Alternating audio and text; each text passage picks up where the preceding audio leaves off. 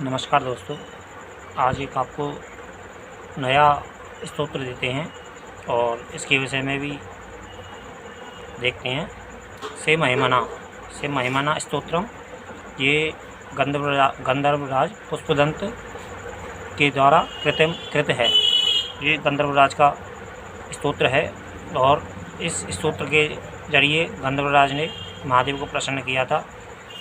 तो इनके विषय में और भी अनेक स्तोत्र हैं, जिनमें शंकराचार्य भी सम्मिलित हैं और वशिष्ठ भी सम्मिलित हैं। स्कंद पुराण में ऐसे भी कुछ स्तोत्र आते हैं, स्तुति आती हैं, और ब्रह्मवैवर्त पुराण में से भी, और गोस्वामी तुलसीदास जी और योगानंद तीर्थ कृतम महर्षि व्यास सिम्हा पुराण से शंकराचार्य द्वारा, और भी अनेक महाभारत से भी कुछ स्तोत्र और उपासनाएं वगैरह के विषय में जानकारियाँ मिलती हैं।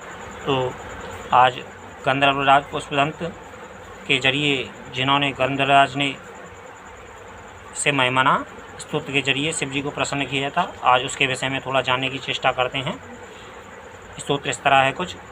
गंधर्वराज का पुष्पदंत भगवान शंकर जी की स्तुति के उपक्रम में कहते हैं, हे पाप हरण करने वाले शंकर जी, आपकी महिमा के आर पार के ज्ञान से रहित सामान्य अल्प ज्ञानवान व्यक्ति के द्वारा की गई आपकी स्तुति यदि आपके स्वरूप महात्म्य वर्णन के अनुरूप नहीं है, तो फिर ब्रह्मादि देवों की वाणी भी आपकी स्तुति के अनुरूप नहीं है, क्योंकि वे भी आपके गुणों का सर्वथा वर्णन नहीं कर सकते। किंतु जब सभी लोग अपनी अपनी बुद्धि की शक्ति के अनुसार स्तुति करते हुए उपालब्ध के योग्य नहीं माने जाते, तब मेरा भी स्तुति करने का यह प्रयास अपवाद रहित ही होना चाहिए। यह प्रयास खंडनीय नहीं है। आपकी महिमा वाणी और मन की पहुँच से परे है।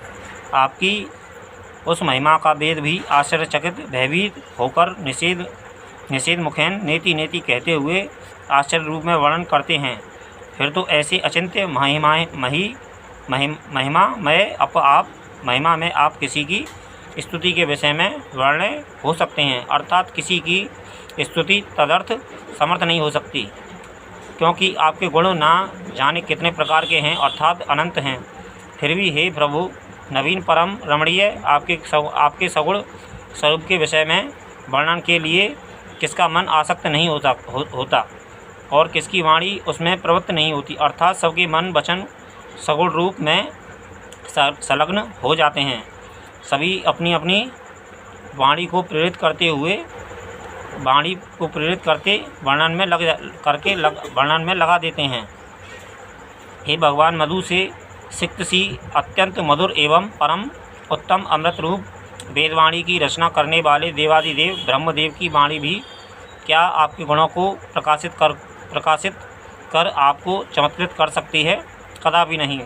फिर भी हे त्रिपुरारी, मेरी बुद्धि आपके गुणानुवाद जनित पुण्य से अपनी इस मलिन वासना से भरी अतएव अपवित्र वाणी को पवित्र करने के लिए ही आपके गुण कथन के द्वारा की जाने वाली स्तुति के विषय में उद्धत है, ना कि अपनी स्तुति कौशल से आपका अनुरंजन करूँगा। यह मेरा अभिप्राय है।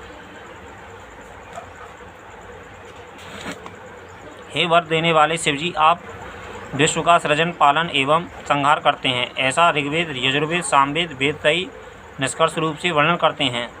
इसी प्रकार तीनों गुणों से विभिन्न त्रिमूर्तियों ब्रह्मा विष्णु महेश में बटा हुआ जो इस ब्रह्मांड में आपका वह प्रख्यात रचनात्मक, पालनात्मक एवं संहारात्मक ऐश्वर्य है, उसके विषय में खंडन करने के लिए कुछ जड़ बुद्धि अकल्याण भागी मंदों अभागों नास्तिकों को मनोहर लगने वाला पर वास्तव में अशोभनीय या हानिकारक व्यर्थ का मिथ्या प्रलाप बकवाद उठाते हैं। हे वरद भगवान, वह विधाता त्रिभुवन का निर्माण करता है, तो उसकी कैसी चेष्टा होती है? उसका स्वरूप क्या है? फिर उसके साधन क्या हैं? आधार अर्थात जगत का उपादान कारण क्या है? इस प्रकार का कुतर्क सब तर्कों से परे अचिंत्य ऐश्वर्य वाले आपके विषय में निराधार एवं नगण्य उपेक्षित होता हुआ भी सांसारिक जनों को भ्रम में डालने के लिए कुछ मूर्खों को वाचाल बना देता है। हे देव श्रेष्ठ, अभव्य वाले शरीरधारी होते हुए भी ये लोग क्या बिना जन्म के ही नहीं? कदापि नहीं। क्या विश्व की सृष्टि, पालन, संहार आदि क्रियाएं बिना अधिष्ठान कर्ता के माने संभव हो सकती हैं? या ईश्वर के बिना कोई सामान्य जीव ही अधिष्ठान या कर्ता हो सकता है? नहीं, क्योंकि यदि असमर्थ जीव ही करता है तो 14 भुवनों की सृष्टि के लिए उसके पास क्या साधन हो सकता है? इस प्रकार आपके अस्तित्व के प्रमाण सिद्ध होने पर भी यतः वे जड़बुद्धि शंका करते हैं, अतः वे बड़े अभागी हैं। ऋक्, यजुः, साम ये वेद, सांख्य शास्त्र, योग शास्त्र, पशुमत मत, वैष्णव मत आदि विभिन्न मतांतर हैं। इनमें सभी लोग हमारा यह मत उत्तम है, हमारा मत लाभप्रद है, दूसरों का नहीं। इस प्रकार की रुचियों की विचित्रता से सीधे टेढ़े नाना मार्गों से चलने वाले साधकों के लिए एकमात्र प्राप्तव्य गंतव्य आप ही हैं। जैसे सीधे टेढ़े मार्गों से बहती हुई सभी नदियां अनंत में समुद्र में पहुंचती हैं, उसी प्रकार सभी मतानुयायी आपके ही पास पहुंचते हैं।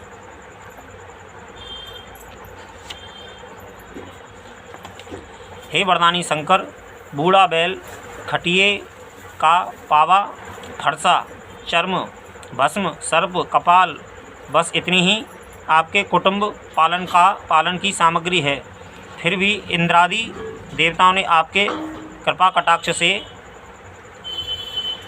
कटाक्ष से ही उन अपनी विलक्षण अतुलनीय समृद्धियों भोगों को प्राप्त किया है, किंतु आपके पास भोग की कोई भी वस्तु नहीं है, क्योंकि वैश्या वासना रूपी मृग तृष्णा स्वरूप भूत चैतन्य आत्माराम में रमण करने वालों को भ्रमित नहीं कर पाती है।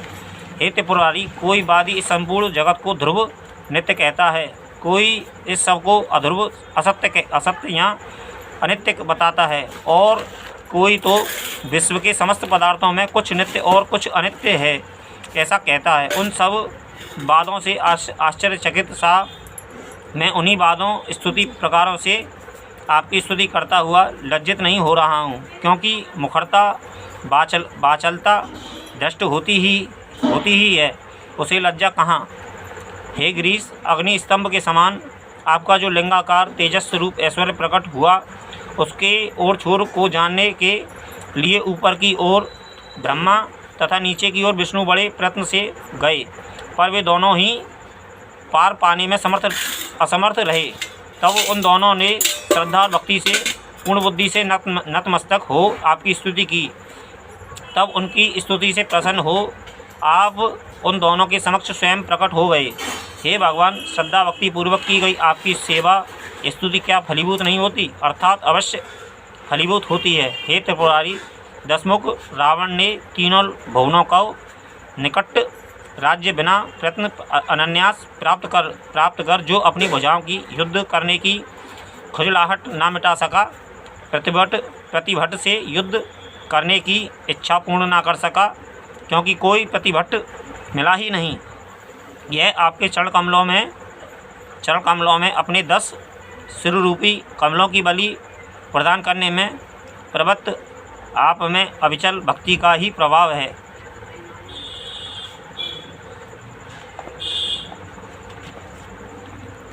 हे त्रिपुरारी, आपकी सेवा से रावण की भुजाओं में शक्ति प्राप्त हुई थी।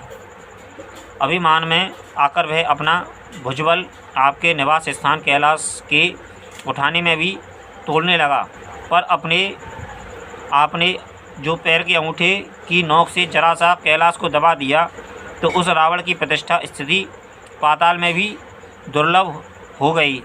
वह नीचे ही नीचे खिसकता चला गया। प्रायः यह निश्चित है कि नीचे व्यक्ति समृद्धि को पाकर मोह में फंस जाता है, कृतघ्न हो जाता है। हे वरदानी शंकर, त्रिभुवन को बसवर्ती बनाने वाले बाणासुर ने इंद्र की अपार परमोच्च संपत्ति को भी जो अपने समक्ष नीचा कर दिया, वह आपके आपके चरणों के शरणागत सेवक उस बाणासुर के विषय में यह कोई आश्चर्य की बात नहीं है, क्योंकि आपके समक्ष सिर झुकाना, नतमस्तक होना किस विषय की उन्नति के लिए नहीं होता, अर्थात आपके चरणों में सिर झुकाने से सब प्रकार की उन्नति होती है। हे त्रिनेत्र शंकर, समुद्र मंथन से उत्पन्न विष की विषम ज्वाला से असमय में ही ब्रह्मांड के नाश के भय से चकित देवों और दानवों पर दयार्द होकर विषपान करने वाले आपके कंठ में जो कालापन नीला धब्बा है, वह क्या आपकी शोभा नहीं बढ़ा रहा है, अर्थात महापरोपकार के कार्य से उत्पन्न होने के कारण और अधिक शोभा बढ़ा रहा है। वस्तुतः संसार के भय को दूर करने के स्वभाव वाले महापुरुषों का विकार ही प्रशंसनीय होता है। हे जगदीश, उस कामदेव के बाणदेव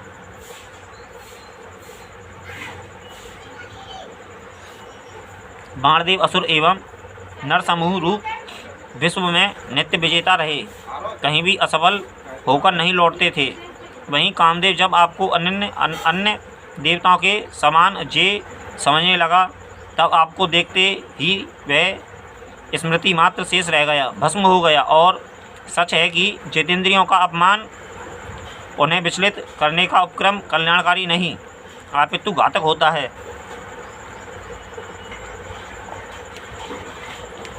हे ईश, जब आप तांडव नर्तन करते हैं, तब आपके पैरों के आघात चोट से पृथ्वी अचानक संशय संकट को प्राप्त हो जाती है। आकाशमंडल के ग्रह नक्षत्र तारे आपके घूमते हुए भुजदंड की चोट से पीड़ित हो जाते हैं, अतः आकाशमंडल भी संकटग्रस्त हो जाता है। स्वर्ग आपकी खुली बिखरी हुई जटाओं के किनारों की चोट से बारंबार दुखद स्थिति को प्राप्त हो जाता है। यद्यपि आप जगत की रक्षा के लिए ही तांडव करते हैं, फिर भी आपकी प्रभुता तो बाम क्षोभद हो ही जाती है। सच है, संपत्ति वाले का उचित कार्य भी विक्षोभ उत्पन्न कर देता है। हे जगदीश, समस्त आकाश में फैले तारों के सदृश फैन की शोभा वाला जो गंगा जल का प्रवाह है, वह आपके सिर पर जल बिंदु के समान छोटा दिखाई पड़ा है। सिर से नीचे गिरने पर उसी जल बिंदु ने समुद्र रूपी कर्दनी विलय के भीतर संसार को दीप के समान बना दिया। बस इसी से आपका दिव्य शरीर सर्वोत्कृष्ट है, यह अनुमेय हो जाता है। हे परमेश्वर, त्रिपुरासुर रूपी तृण को दग्ध करने के इच्छुक आपने पृथ्वी को रथ, ब्रह्मा को सारथी, सुमेरु पर्वत को धनुष, चंद्र और सूर्य को रथ के दोनों चक्के और चक्र पाणी विष्णु को जो बाण बनाया, तो यह सब आडंबर समारंभ करने का यह क्या प्रयोजन था। सर्वसमर्थ आप उसे अपने इच्छा मात्र से जला सकते थे। निश्चय ही अपने वंशवर्ती हाथ में स्थित खिलौनों से खेलती हुई ईश्वर की बुद्धि पराधीन नहीं होती, अर्थात वह स्वतंत्र रूप से अपने खिलौनों से खेलती रहती है। हे त्रिपुरारी, भगवान विष्णु ने आपके चरणों में 1000 कमल चढ़ाने का संकल्प किया था। उनमें जो एक कमल कम पड़ गया तो उन्होंने अपना ही नेत्र कमल उखाड़कर चढ़ा दिया। बस उनकी यही भक्ति की पराकाष्ठा सुदर्शन चक्र का स्वरूप धारण कर त्रिभुवन की रक्षा के लिए सदा जागरूक है। भगवान शंकर ने प्रसन्न होकर श्री विष्णु को चक्र प्रदान किया था, जो विश्व का संरक्षण अनुग्रह निग्रह द्वारा करता है। हे त्रिपुरारी, बिना फल दिए ही यज्ञादि के समाप्त हो जाने पर यज्ञकर्ता का यज्ञ फल से संबंध करने के लिए, फल दिलाने के लिए आप तत्पर रहते हैं। कर्म तो करने के बाद नष्ट हो जाता है, वह जड़ है, अतः चेतन परमेश्वर की आराधना के बिना वह नष्ट कर्म फल देने में समर्थ नहीं होता। इसलिए आपको यज्ञों के फल देने में समर्थ दाता देखकर पुण्य आत्मा लोग वेद वाक्यों में श्रद्धा विश्वास रखकर यज्ञ कर्म में तत्पर रहते हैं। हे शरणदाता शंकर, कार्य में कुशल, प्रयोजनों का स्वामी प्रजापति दक्ष यज्ञ का यजमान क्रतुपति बना था। त्रिकालदर्शी ऋषिगण यज्ञ करने वाला होता आदि थे। देवगण यज्ञ के सामान्य सदस्य थे, फिर भी यज्ञ फल के वितरण के व्यसनी आपसे ही यज्ञ का विध्वंस हो गया। अतः यह निश्चित है कि अश्रद्धा से किए गए यज्ञ कर्म कर्ता के विनाश के लिए ही सिद्ध होते हैं। दक्ष ने श्रद्धा वर्जित यज्ञ किया था। हे स्वामीन, एक बार कामुक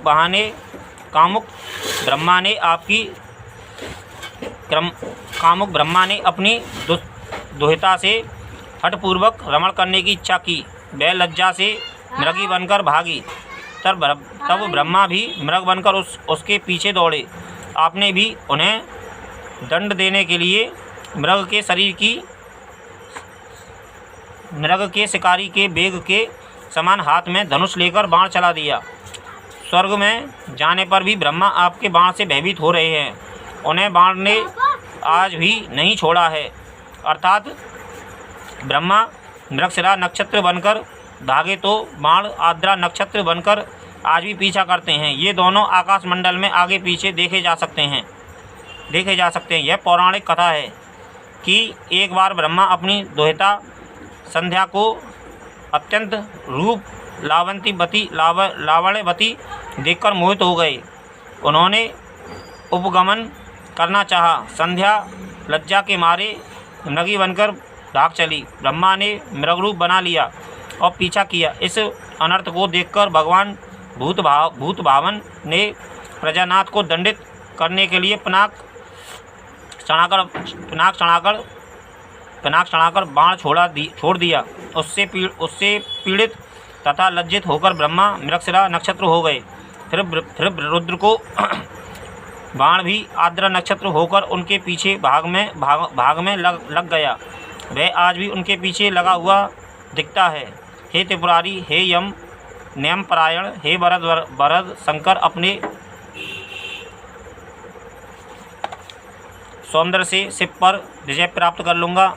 इस संभावना से हाथ में धनुष उठाए हुए कामदेव को सामने ही तुरंत आपके द्वारा तिनके की भांति भस्म होता हुआ देखकर यदि देवी पार्वती जी अर्धनारीश्वर आदि शरीर में पार्वती को स्थान देने के कारण आपको स्त्री भक्त जानती है तो इसमें कोई आश्चर्य की बात नहीं है क्योंकि स्त्रियां स्वभावतः अज्ञानी होती हैं। हे कामरिपु, हे भरत शंकर जी, आप शमशानों में कीड़ा करते हैं।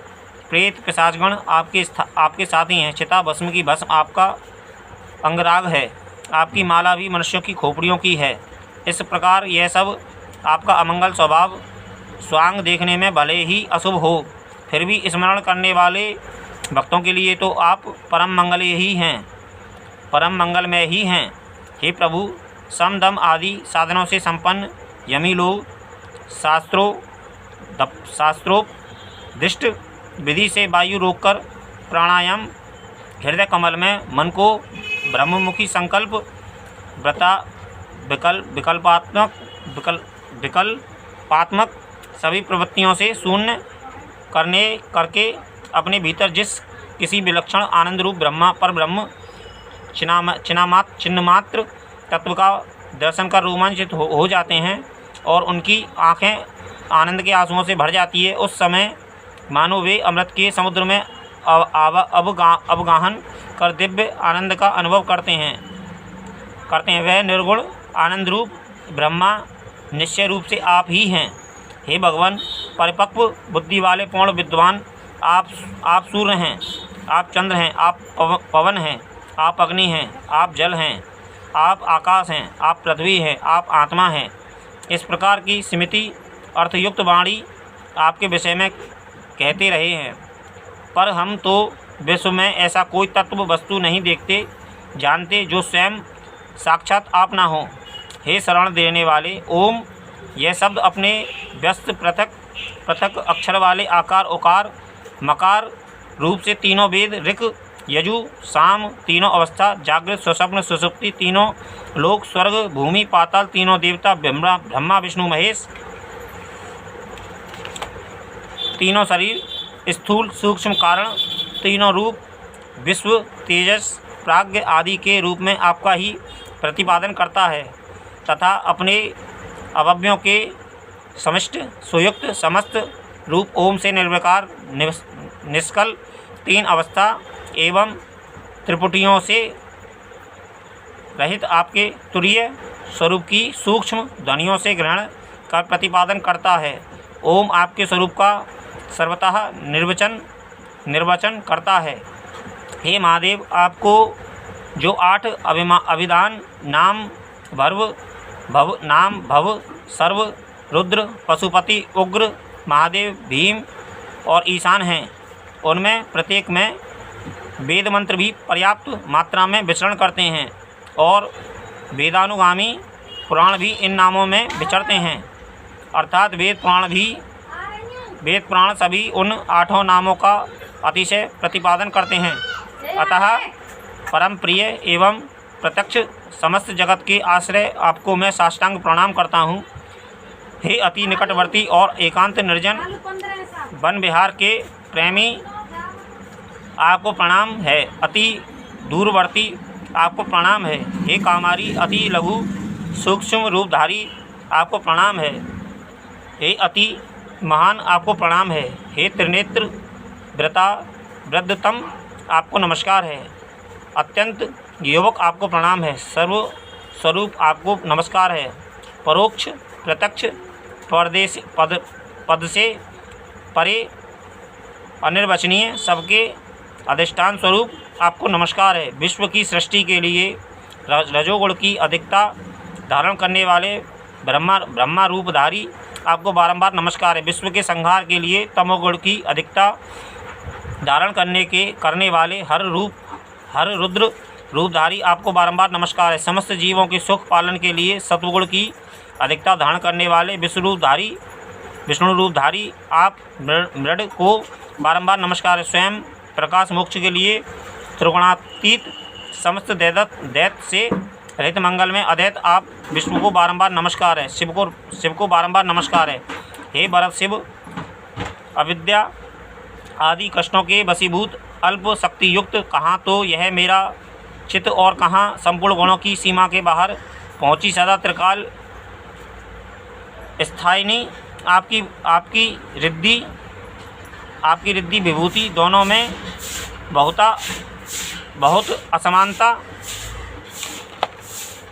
असमानता है। इसी भय से ग्रस्त आपके चरणों की भक्ति ने मुझे उत्साहित कर आपके चरणों में मुझसे वाक्य रूपी पुष्पोपहार वाक्य कुसुमांजलि वाक्य चय की स्तुति रूपी अंजलि समर्पित कराई है। हे ईश, यदि काले पर्वत के समान स्याही हो, समुद्र की दावात हो, कल्प वृक्ष की शाखाओं की कलम बने, पृथ्वी कागज बने और इन साधनों से यदि सरस्वती स्वयं सर्वदा जीवन पर्यंत आपके गुणों को लिखे, तब भी वे आपके गुणों का पार नहीं पा सकेगी। इसी प्रकार शिव के सभी गणों में श्रेष्ठ पुष्पदंत नामक गंधर्व ने दैत्योंद्र सुरेंद्रों एवं मुनींद्रों से पूजित समस्त गुणों से परिपूर्ण होते हुए भी निर्गुण जगदीश्वर चंद्रशेखर भगवान शिवजी की इस सुंदर स्तोत्र को बड़े छंदों में स्तुति हेतु बनाया। जो व्यक्ति पवित्र अंतःकरण हृदय से परम भक्ति के लिए साथ भगवान शंकर के इस प्रशंसनीय स्तोत्र का नित्य पाठ करता है, वह इस लोक में पर्याप्त धन एवं आयु को पाता है, पुत्रवान और यशस्वी होता है तथा मृत्यु के बाद शिवलोक को प्राप्त कर शिव के समान आनंद गमन रहता है। महेश्वर से बढ़कर उत्तम कोई देवता नहीं है। इस शिव महिमना स्तोत्र से बढ़कर कोई स्तोत्र नहीं है। अहोर मंत्र से बढ़कर कोई मंत्र नहीं है। इस गुरु से बढ़कर कोई तत्व नहीं है। मंत्र आदि की दीक्षा, दान तप, तीर्थाटन, ज्ञान तथा यज्ञादि वे सब शिव महिमना स्तोत्र की 16वीं कला अंश को भी नहीं पा सकते हैं। बालचंद्र को सिर पर धारण करने वाले देवादिदेव देव महादेव का पुष्पदंत नामक एक दास, जो सभी गंधर्वों का राजा था, इन शिवजी के कोप से अपने ऐश्वर्य से च्युत हो गया था। उसके बाद उसने इस परम दिव्य शिव महिमना स्तोत्र की रचना की, जिससे पुनः उसने उनकी कृपा प्राप्त की।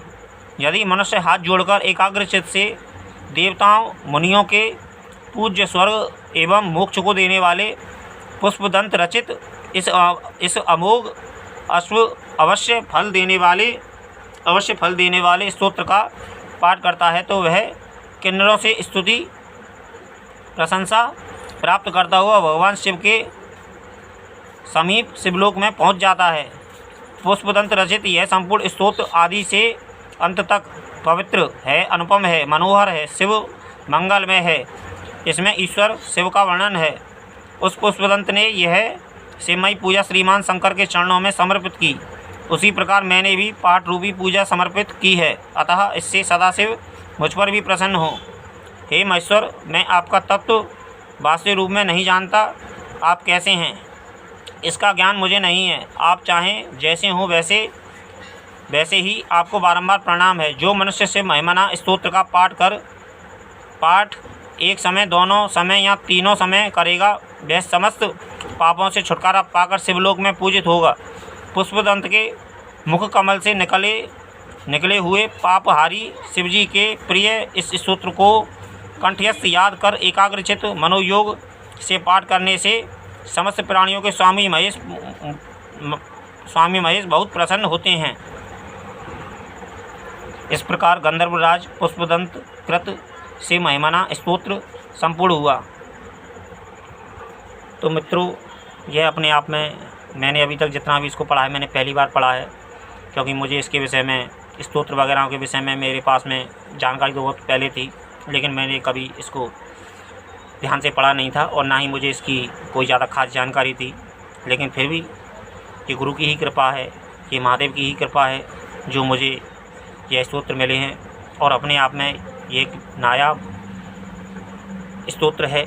मुझे जहाँ तक मैंने अभी तक ज़्यादा तो खैर स्तोत्रों की मुझे जानकारी नहीं है। तांडव स्तोत्र की जानकारी है और भी अनेक उनकी है, मैंने ऊपर से अभी तक जानकारी है, लेकिन अंदर उनमें क्या छुपा हुआ है और अंदर क्या है, लेकिन जितना भी है यह स्तोत्र इस स्तोत्र के ज़रिए मेरी आंखें भर आईं और ये मुझे बहुत अच्छा लगा। और शायद इससे बढ़कर शायद स्तोत्र हो, लेकिन फिर और कभी देखेंगे, क्योंकि स्तोत्र वो होते हैं। लेकिन फिर भी ये किसी दुखी ने, जब शिवजी उस पर क्रोधित हुए थे, तो उस समय उस व्यवस्थावश उसने यह शिवजी को प्रसन्न करने के लिए स्तोत्र अर्पण किया था और शिवजी प्रसन्न भी हुए हैं उस पर।